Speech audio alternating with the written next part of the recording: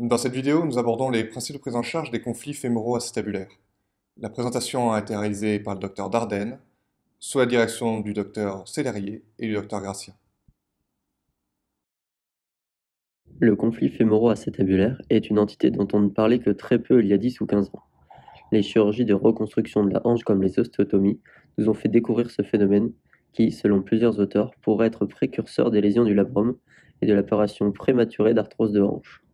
Le conflit fémoro-acétabulaire s'inscrit dans un ensemble de situations où la tête du fémur et l'acétabulum entrent en contact de façon précoce du fait de diverses variantes anatomiques.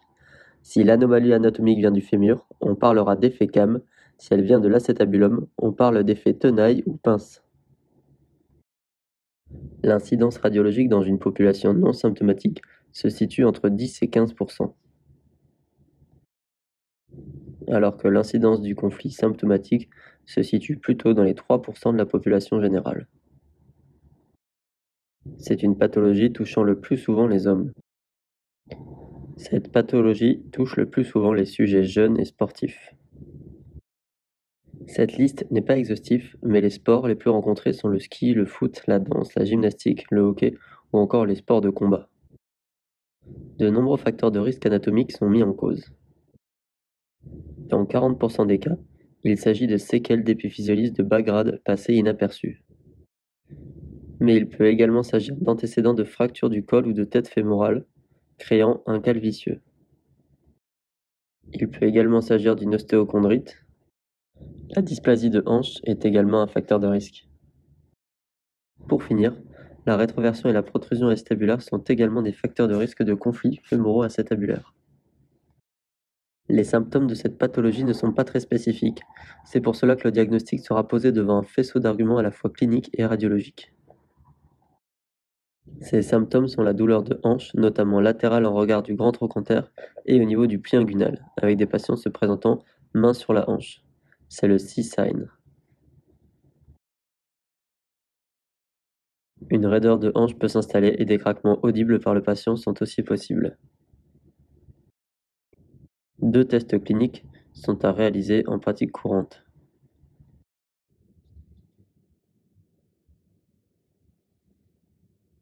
Le FADIR, c'est-à-dire le test en flexion-adduction de hanche rotation interne, va provoquer les douleurs en mettant en contact le col du fémur avec l'acétabulum.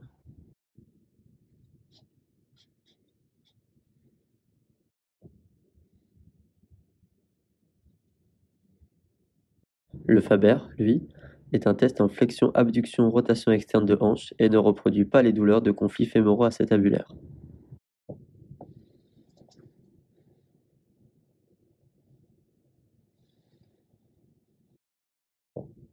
Il existe deux grandes entités de conflits fémoro-acétabulaires associées à deux types de populations bien précises. Le premier est l'effet cam, retrouvé le plus souvent chez l'homme sportif de 25 à 30 ans. Lorsque l'anomalie expliquant le conflit fémoro-acétabulaire vient du fémur, par exemple avec une bosse appelée bump sur la face intérieure du col, c'est dans ce cadre que nous parlons d'effet cam. Voici un exemple de bump. On note l'opacité témoignant de la zone de contact prématurée entre l'acétabulum et le col du fémur. Lorsque l'anomalie anatomique entraînant le conflit vient de l'acétabulum, on parle d'effet tenaille ou encore pince.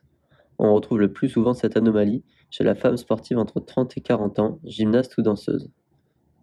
C'est aussi l'étiologie la plus fréquente de conflits dans la population générale. Voici un exemple d'effet pince avec notamment une importante protrusion acétabulaire, avec non seulement l'arrière-fond, mais aussi la tête fémorale en dedans de la ligne ilio-ischiatique, ici tracée en pointillé orange. Dans 2 tiers des cas dans certaines études, l'effet cam et l'effet pince sont associés. Le conflit en est d'autant plus symptomatique. Les deux principales imageries à réaliser sont la radiographie dans un premier temps, puis le scanner si un conflit est suspecté.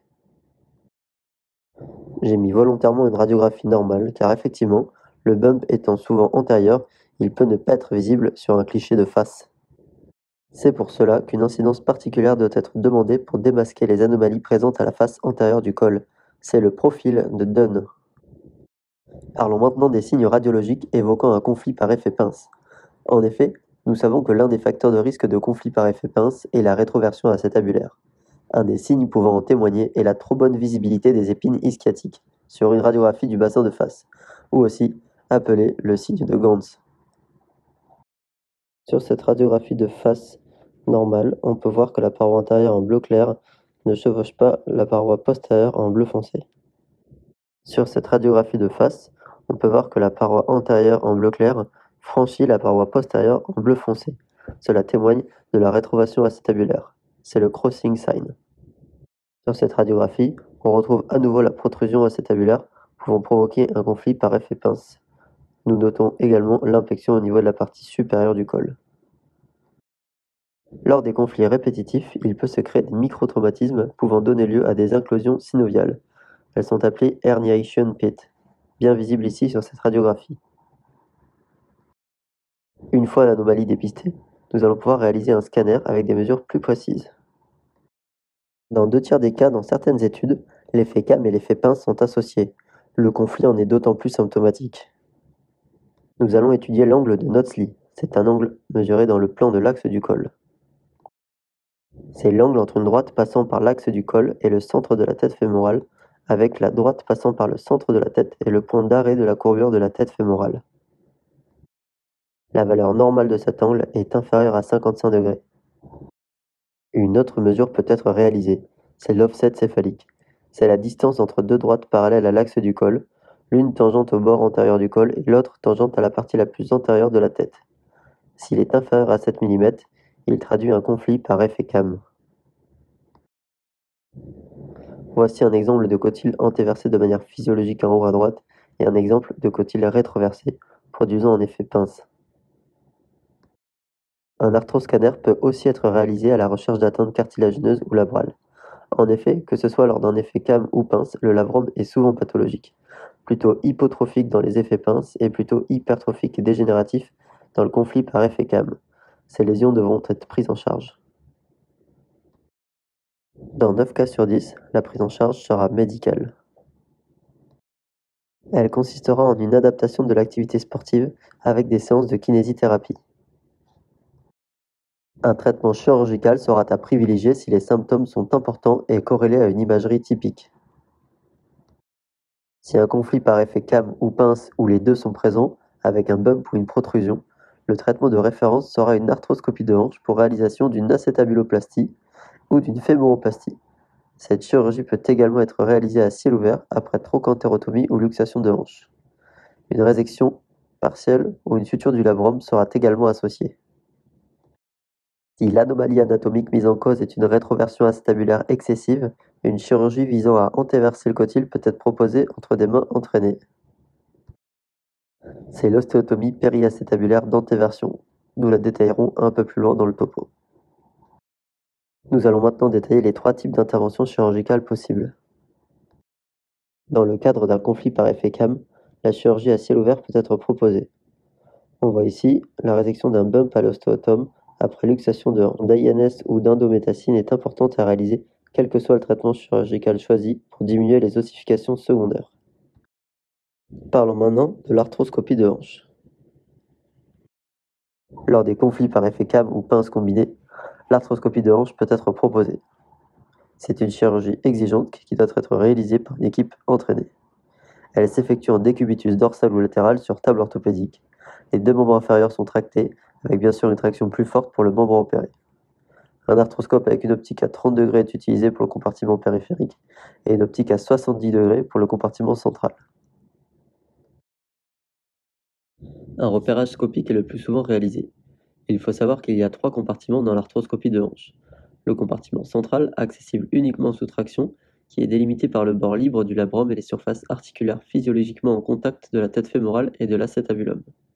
Le compartiment périphérique, accessible sans traction, est limité par le versant périphérique du labrum, la surface articulaire de la tête fémorale non recouverte, la partie intracapsulaire du col fémoral, la capsule articulaire et ses renforcements ligamentaires. Le 3e compartiment ne sera pas détaillé ici mais correspond au compartiment péritrochantérique. Les arthroscopies de hanche peuvent être débutées par le compartiment central ou périphérique. On peut voir un exemple d'introduction d'aiguille dans le compartiment central sur l'image du dessus. On peut voir que la jambe est bien tractée car un croissant radiotransparent est présent. Sur l'image du dessous, on peut voir une aiguille positionnée dans le compartiment périphérique. Lorsqu'un conflit par effet pince est présent, une acétabuloplastie peut être réalisée. le labrum est désinséré dans un premier temps et l'acétabuloplastie est réalisée. On pourra ensuite insérer une encre dans notre spongieux, puis réinsérer le labrum. On peut voir sur cette image 2 sutures réalisées sur le labrum qui a été replaqué sur l'acétabuloplastie. On voit également sur la partie inférieure de l'image le bump qui a été réséqué. Ici, nous pouvons voir un exemple de bump réséqué à la fraise. La caméra est dans la voie d'abord antérieure ou antérolatérale tandis que la voie instrumentale est dans la voie latérale. Ici, la caméra est dans la voie d'abord latérale tandis que la voie instrumentale est dans la voie antérieure. Parlons maintenant de l'ostéotomie périacétabulaire. C'est également une option lorsque l'anomalie anatomique retrouvée est une rétroversion excessive. Cette intervention consiste à réaliser plusieurs ostéotomies autour de l'acétabulum. L'objectif est de le mobiliser et de le réorienter pour antéverser notre cotyle et réduire le conflit. L'intervention s'effectue par une voie d'abord antérieure. Un des avantages de cette technique est de ne pas toucher à la partie postérieure de la colonne postérieure. Cela permet de diminuer les risques neurologiques. Il existe 2 types de conflits fémoraux acétabulaires, l'effet cam et l'effet pince. Il existe 3 types de traitements, la rééducation, l'arthroscopie et la chirurgie à ciel ouvert. Merci au professeur Nitsch et au département de radiologie de l'hôpital Cochin, ainsi qu'au Dr.